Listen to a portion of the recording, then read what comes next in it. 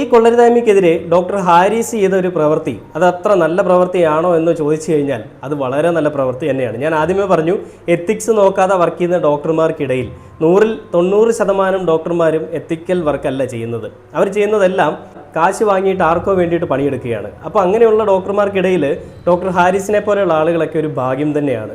അദ്ദേഹത്തിൻ്റെ പേഷ്യൻ്റായിട്ട് പോകുന്ന ആളുകൾക്ക് അദ്ദേഹം പേഷ്യൻറ്റിനെ കാണുന്നത് സ്വന്തം മക്കളെ പോലെയാണ്. അതുകൊണ്ടാണ് അദ്ദേഹം പറഞ്ഞത്, എൻ്റെ മകൻ്റെ പ്രായമുള്ളൊരു കുഞ്ഞിന് സർജറി ചെയ്യാൻ സാധിച്ചില്ല, അതിൻ്റെ വിഷമം കൊണ്ടൊക്കെയാണ് ഞാൻ ഈ ഒരു പോസ്റ്റ് ഇട്ടതെന്നുള്ളത്. അപ്പോൾ ഇതിനെപ്പറ്റി എന്താണ് ആ മെഡിക്കൽ കോളേജിൻ്റെ പ്രിൻസിപ്പലിന് പറയാനുള്ളതെന്ന് ഞാനൊന്ന് പ്ലേ ചെയ്യാം. ഞാനിപ്പോൾ കണ്ടപ്പോൾ ഒരു വ്യത്യസ്തമായിട്ട് എനിക്ക് തോന്നി അദ്ദേഹത്തിൻ്റെ മറുപടികൾ കേട്ടിട്ട്. എനിക്ക് തോന്നുന്നു അദ്ദേഹം പ്രായമൊക്കെ ആയി, റിട്ടയർമെൻറ്റിൻ്റെ സമയമായി. അപ്പം മര്യാദയ്ക്കൊക്കെ റിട്ടയർമെൻ്റ് ആയി പോകണമെന്നുണ്ടെങ്കിൽ കുറേ പേരെയൊക്കെ പ്രീതിപ്പെടുത്തിയാലല്ലേ പറ്റുള്ളൂ. പെട്ടെന്നൊരു പരാമർശം നടത്തി കഴിഞ്ഞാൽ, പ്രിൻസിപ്പലിൻ്റെ അവിടെ കൂടെ പരാമർശം നടത്തി കഴിഞ്ഞാൽ, ആരോഗ്യമന്ത്രി ഇടപെട്ട് കഴിഞ്ഞാൽ ആ പ്രിൻസിപ്പലിൻ്റെ ഒരു പ്രിൻസിപ്പൽ സ്ഥാനം ഒരു പക്ഷേ പോയിരിക്കാം, അല്ലെങ്കിൽ അയാളുടെ ഒരു സുഖകരമായിട്ടുള്ള റിട്ടയർമെൻറ്റിനെ അത് ബാധിക്കാം, നെഗറ്റീവ്ലി ബാധിക്കാം. അതുകൊണ്ടായിരിക്കണം